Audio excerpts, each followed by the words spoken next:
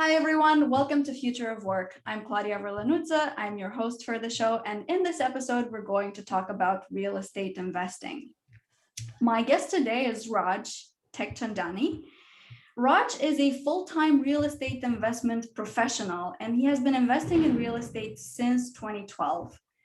Currently, he is the founder and managing partner of Smart Capital LLC, which is a real estate investment company. Raj has a background in business, technology, and data analytics, and he is able to leverage data-driven insights to analyze markets and deals in order to maximize returns while minimizing risks for investors.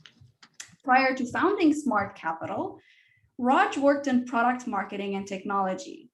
He holds an MBA from Northeastern University and a bachelor's degree in computer science from the Indian Institute of Technology. And throughout his career, Raj worked for both large enterprises and early stage tech startups. And in 2018, he actually made the switch from technology leader to full-time real estate investor, using data and technology to make investments.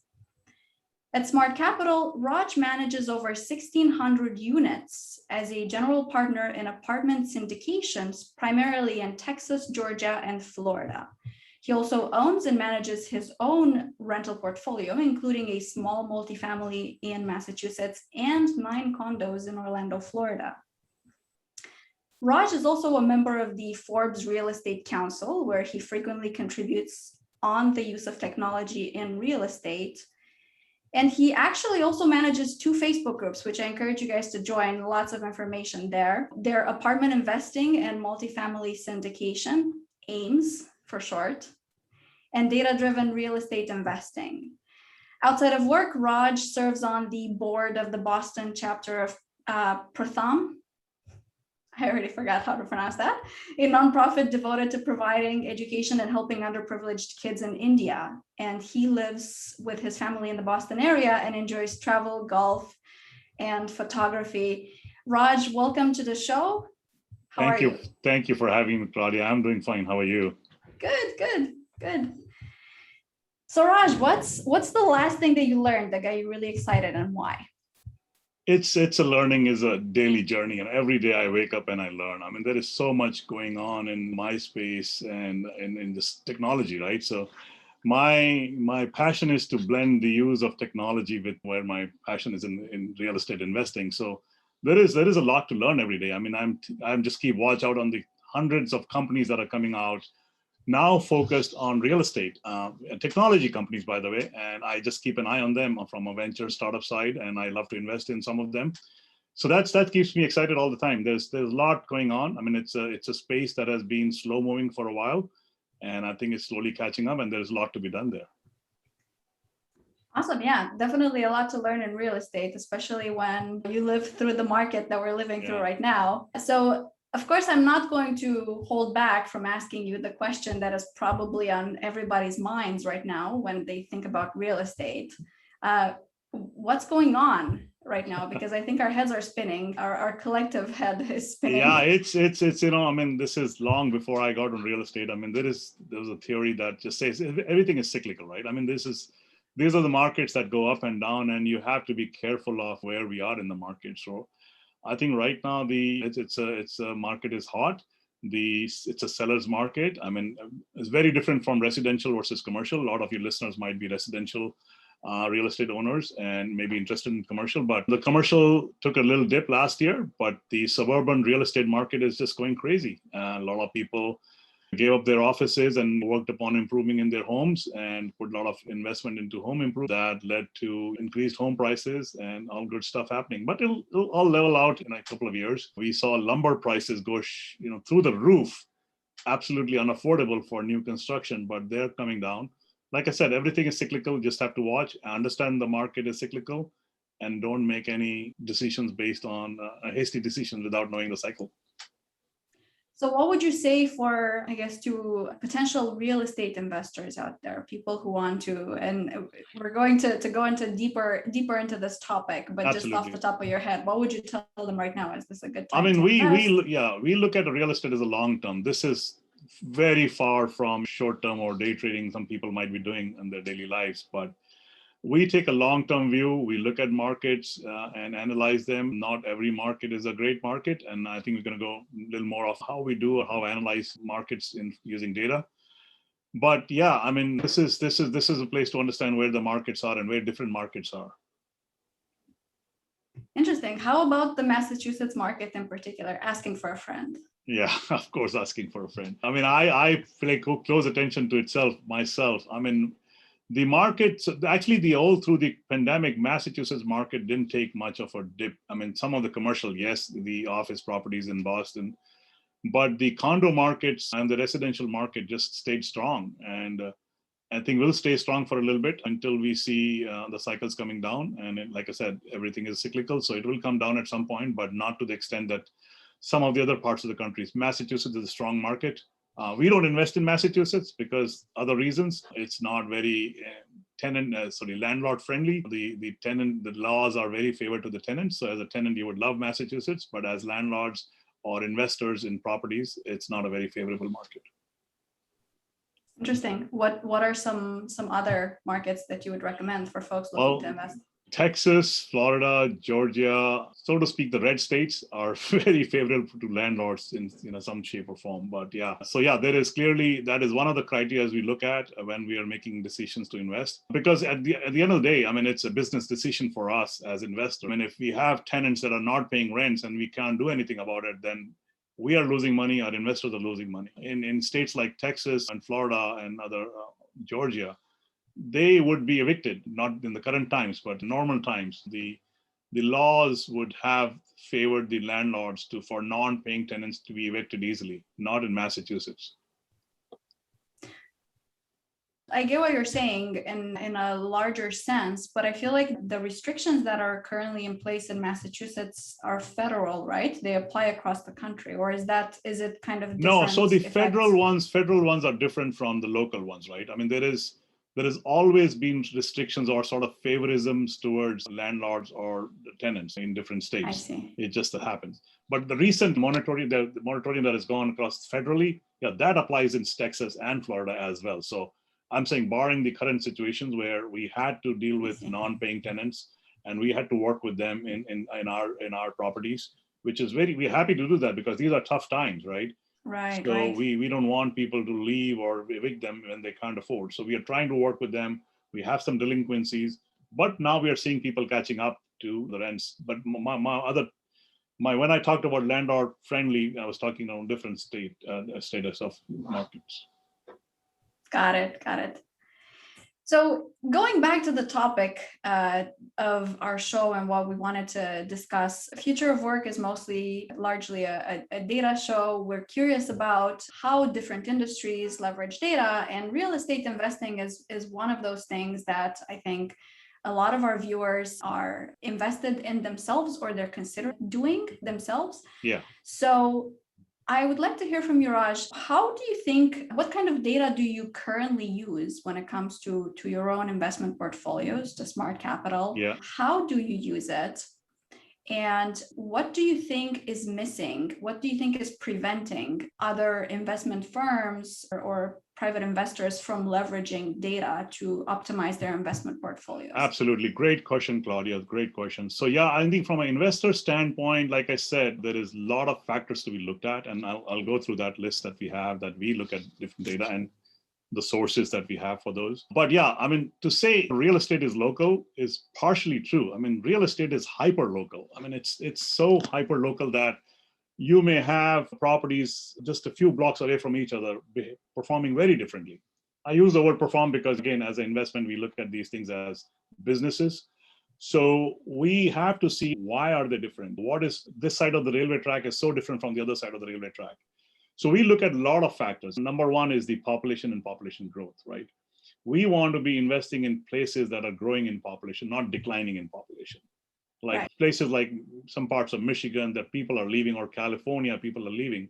People are going to Texas. People are flocking into Austin, Dallas, Houston. We see those trends, and they've been continuing. So there's population growth going on in some of these states, and we definitely want to invest in that. The other thing you want to look at is employment growth, right? is, I mean, the population growth is one thing, but if are there different kind of employment factors going up in creating that employment for people coming into these states? Yes, a lot of businesses moving into Texas. Austin again is an example that I'll keep repeating today because it's a well-known city to everybody. It's the next Silicon Valley, they say. But again, then so we have to look at those factors of the economic diversity, right? So you don't want your investment property to be located at depending on one employment sector, right? Such as maybe an Air Force base or a Army base. And if that base shuts down, guess what? People will leave. Right, So you're out of tenants. Yeah. So you want to look at economic diversity. You want to have different so you want retail, you want education, you want manufacturing, you want healthcare. So do you look at all those factors, how diversified is the economic stimulator? We look at the median income, household income growth, and I can go on and on. Like I said, landlord-friendly states or not. Again, if the property is in what we call the path of progress, right? So Right. we identify a property there in, let's say, Texas. Let's take a city called Amarillo, Texas. We invested there, and we looked at a lot of factors. What was going on there? I mean, the properties was cheaper, relatively speaking, back a couple of years. But what we saw, there was a path of progress. We saw Starbucks coming in. We saw some of these larger chains coming in near the property. That was a clear sign that somebody has done a lot more research than we have, somebody like Starbucks, to establish an outlet there. So we look at all those factors as well. And then we say, okay, is this a good place? Where is this going to place be in 2 years? And lo and behold, we do that, collecting all the data. And again, there's plenty of data sources. There's free sources, census.gov, there is citydata.com. And then there are paid sources like CoStar and other companies that collect data. That's their business, to provide data. They clean up the data and provide to investors like us. So there's paid sources and there is unpaid sources. Now, not everybody has access to them because some of them are expensive pieces of information. Not all retail investors would do that. But then again, they rely on us, the syndicators or general partners, to do our research so they can invest with us in trust.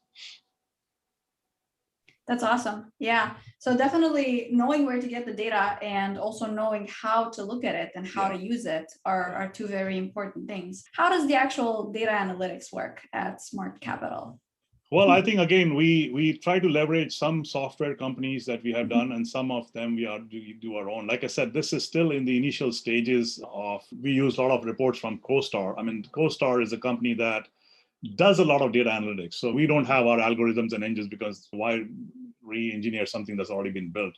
There's other companies like Yardi Matrix have done phenomenal amount of data analytics to figure. There's software like Enzo and a lot of software out there, and I can go on with a big list that we can publish out that help us do that. So we rely on a few of those. These are paid sources again, and help us do some of the research done for us.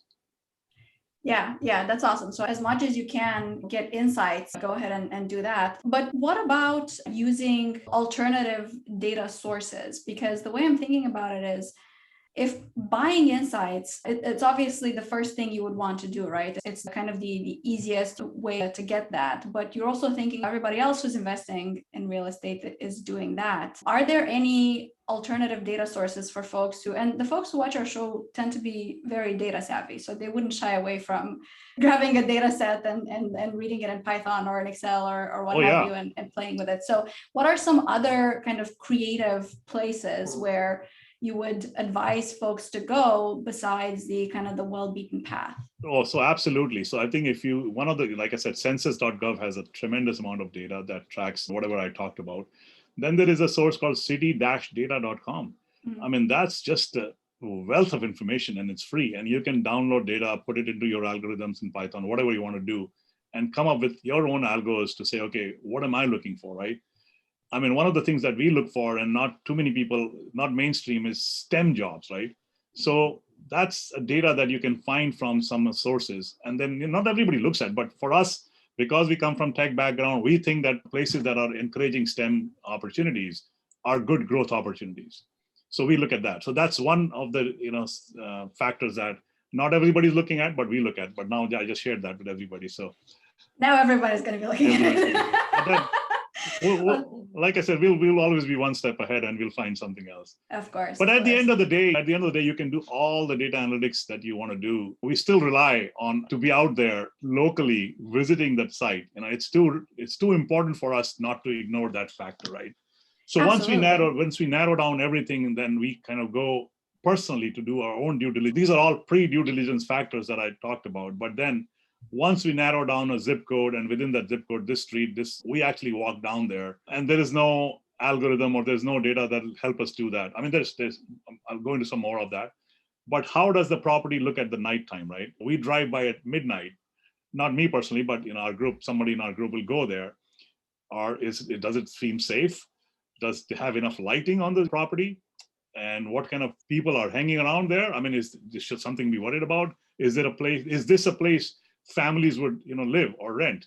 Because that's the crux to our business. We want properties that families feel safe to come back home to. I mean, our business model is rent, making sure the communities are happy. Families sign long-term deals with us, contracts, so they keep coming back and renewing their leases. That's our business model, and we can bump up the rents as we add value to them.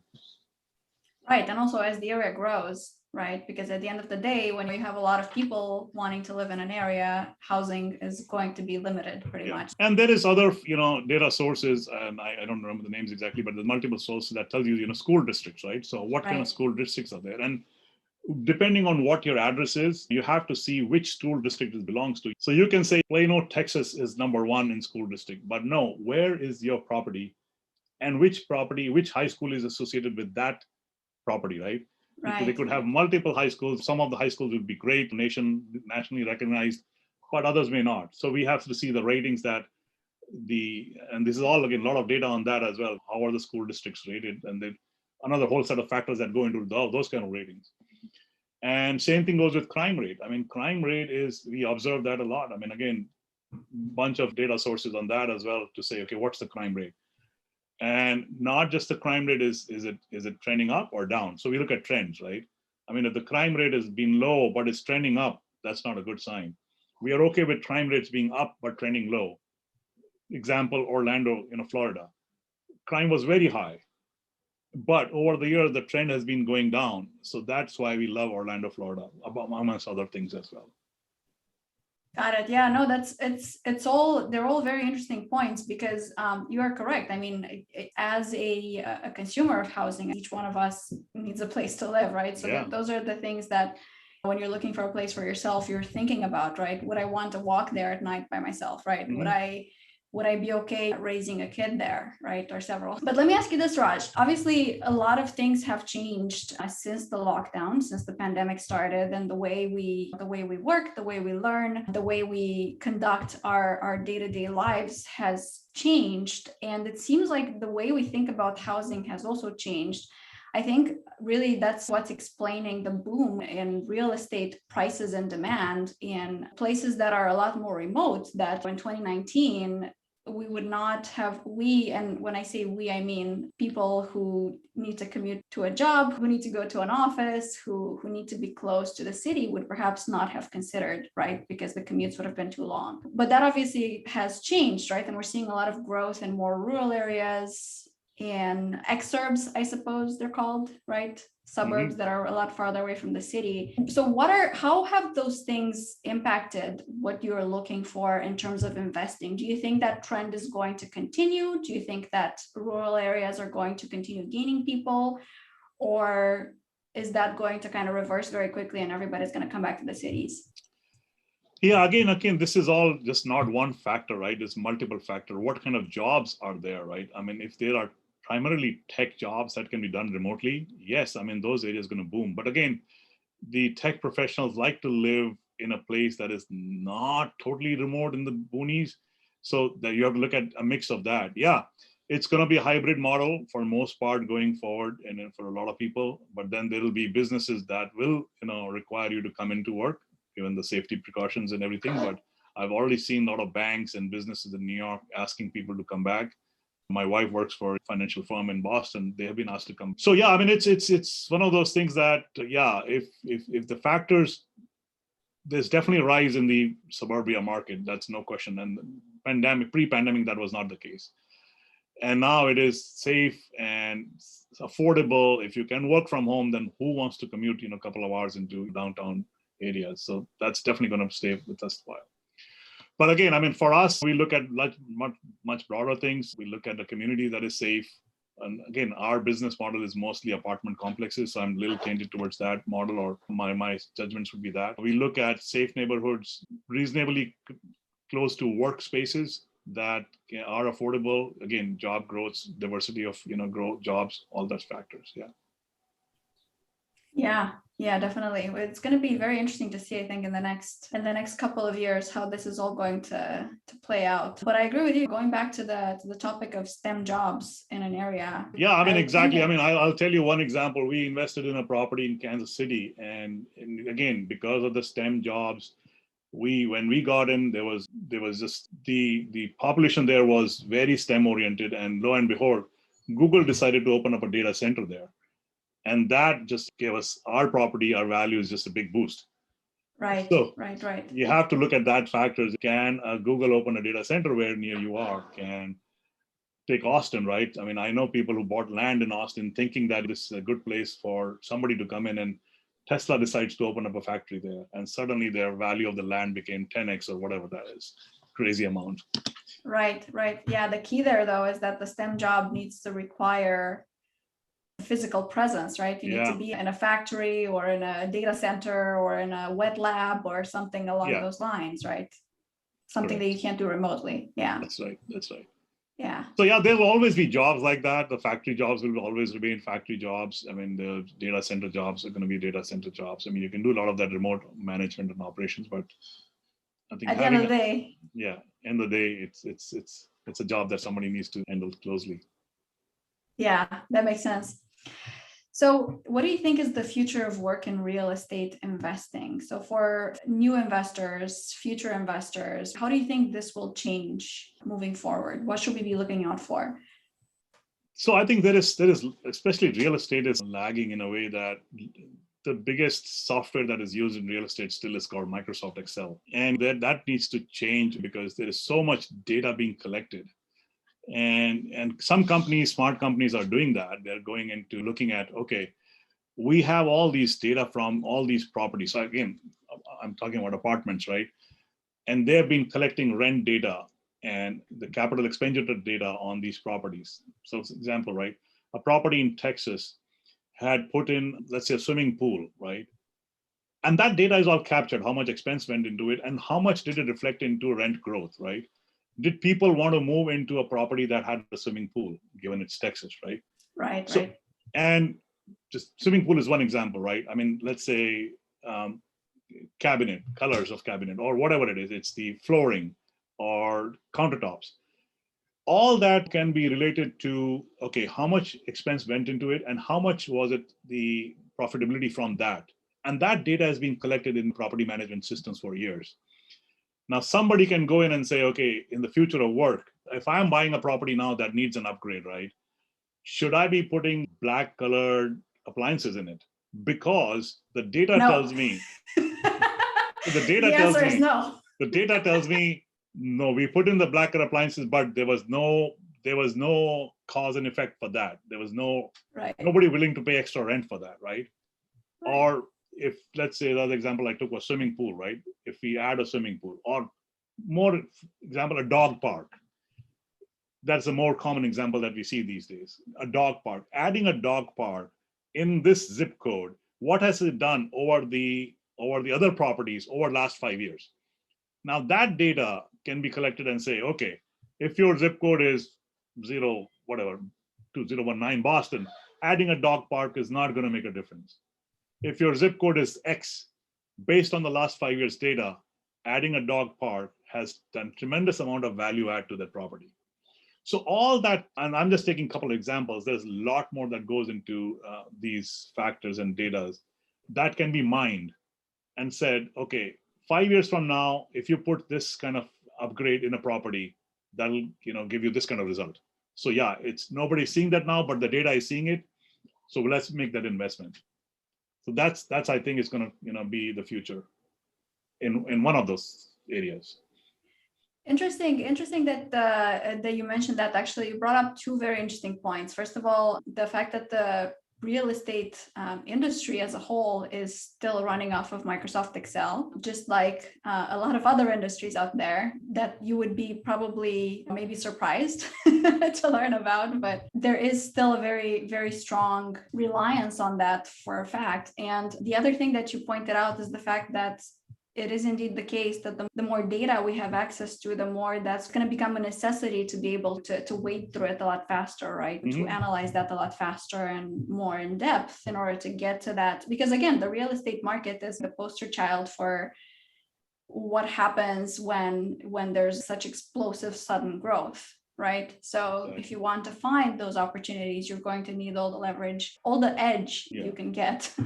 And also, Claudia, by the way, I'm talking purely from an investment standpoint, right? Because that's what my business is. But there is developers out there, real estate developers, construction companies that are going into saying, well, is this site is where we should develop or construct? And there is courses in MIT on that, just using data to find out development opportunities for real estate.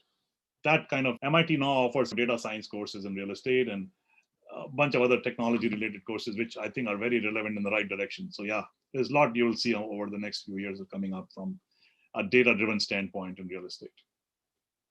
Right. So real estate investing as well as real estate development and probably real estate everything pretty much is going to be touched by that. So what do you think, going back to the idea of the future of work in real estate investing, how do you see the industry getting from where it is today to where it needs to be in the future to be able to leverage all of this data for developers to know whether they should put a dog park next to their development or not, for them to know whether they should put black appliances in their apartments or not? What do you think as an industry, the real estate investing community needs to do to get there? I think, so I think there's a lot of investments already being made into software technology. Like I said, there is companies out there that I know personally that are trying to take that path, right? So no more of Excel, right? I mean, if you want to do an underwriting on a property, just upload something and they will figure out how to, suck in that data in the cloud and then present to you a pro forma, okay, based on what they have learned and the data they have collected, this is what you can expect over the next 5 years, versus me going into separate tab in Excel, year one, what can I expect? Year two, what can I expect? These guys will spit out a 5-year pro forma for you based on the data and based on the location of the property. It's not just, so like I said, real estate is hyper local. So if you're saying my zip code is 78750, whatever it is, then based on that, what is the values of the properties around you, whether this property that you're buying makes sense or not, because we have analyzed all the properties in the 3-mile radius, in the 5-mile radius, and this is what they've been acting up in the last 3 to 5 years. This is what the data tells us. So there'll be software that will just take that, your underwriting, will do the underwriting for you very smartly, very intelligently, because of their mined the data in the past, which data is available in the systems, in property management systems. Right. So in a word, abstraction. Yes. Abstracting. Yeah. And it's a very good point. I think probably for the real estate industry, including investing, development, and pretty much all aspects of it, I think that's probably the next wave of SaaS technology, right? Yeah. I mean, it's SaaS. There's a lot of machine learning going on. There is AI stuff going on in these things. This is really coming where it should be. Right. Yeah, definitely. And that's really an exciting future. I mean, honestly, and I'm sure you relate to this as well, since we've discussed this many times, but I think getting data to be more accessible to a wider public, I think, is something that has been a long time baking. Yes. I think that the barrier to this, I mean, there's, like I said, this data is sitting in certain systems, and to get that data out of that is costly. So somebody who can figure out a way to get that accessible to a lot of people. And there is, like I said, there's a lot of work going on. And there is a forum called the CRE Tech, CREtech.com is, I think, their website. So basically, they do showcase a lot of these softwares and property management systems that are coming up in the future. And I think some of the future of work is going to come from those companies. CRE Tech? Yeah, CRETECH. CREtech.com? I think that's what it is. I might don't, but if you do CRE tech, it'll show up the right. Got it. Yeah, I'll look it up and include it in the links so folks can go and check it out. Cool. So Raj, one more question for you. What is a really cool project or initiative that you've been working on lately that you are just itching to share with our audience that you would like them to do? Okay, I think one thing that we are working on, and it's a work in progress, is, we have these underwriting models that we've been using over past months, and a lot of people have different underwriting models that they've been using. Oh yes, tell us about models. We love models. Yeah, so I think there is all people in the real estate industries, from the REITs and successful syndicators, have figured out what underwriting works for them, right? So they take the current, it's called the T12 income, the expenses from the last year, and then depending on where they are, they project the taxes, and then they project their cash flows going into the next few years. And that's what we present to our investors, saying, okay, this is the property we're investing in. This is our underwriting model. These are our assumptions. And this is what, based on that, this is what the cash flows look like. And this is why you should invest with us. It's still a very manual job. And it's taken years to come to a place that we got very smart Excel spreadsheets. But I think one thing that I want to do, and I'm looking to do with some of my partners, is make that available to through a cloud-based underwriting model. So we would say, okay, give us what your data that you have collected from your brokers, upload it to our website. Boom, outcome will be suggested whether you should be investing in this property or not. We are not investor advisors to say whether you should make this decision or not, but we'll give you a lot of work that is already done manually, will be done for you. We will take a lot of the red flags that we have learned over the years. At the end of the day, it's Excel spreadsheets, you can make it look any way you want, right? If I change the assumptions from a rent growth being 3% to 5%, boom, everything will look good. But then when you do that in our system, it'll tell you, no, you cannot do that, or it's not advisable to do that. That is not how it's going to work because of what I've been observing, or we have been observing over the past year or 2 years in this market. Right. So I think a lot of that systems will use some of the data from different data sources. We take the users, uploaded spreadsheets. We don't want them to type anything. We just take them in, read them digitally, and run our models and give out our guided suggestion of what this property is worth, or what are the assumptions that they have been making that are incorrect. So that's one of the projects that I'm very passionate about. That's awesome. And how can some of our viewers and listeners who might be interested in beta testing and eventually using this system, or perhaps investing with Smart Capital, how would they go about doing that? I think the easiest way is to just reach out to me. I'm very accessible on different social platforms or through our website, which is smartcapitalmgmt.com. smartcapitalmgmt.com, and my email is raj@smartcapitalmgmt.com. Very easy. And reach out to me, and depending on what your interest is, I will happily share what we have, where we are, and our investment opportunities. That's awesome. All right, well, thank you so much, Raj, for this awesome conversation together. Thanks for joining me on the show. And for everyone watching, I hope you enjoyed this, and stay tuned for future conversations about real estate investing. I look forward to having Raj on the show again once tool that he described is going to be live, and he's going to be able to show us how it works. He's going to give us a demo, right, Raj? Absolutely. Awesome. Well, thanks everyone for watching. If you enjoyed this, please go ahead and subscribe and give us a like as well. It will help us reach more people who may be interested in this, and also it will help you learn when we post the next episode. So thanks again, and have a great rest of the day. Thank you, Claudia. Have a great day, and thank you, everybody.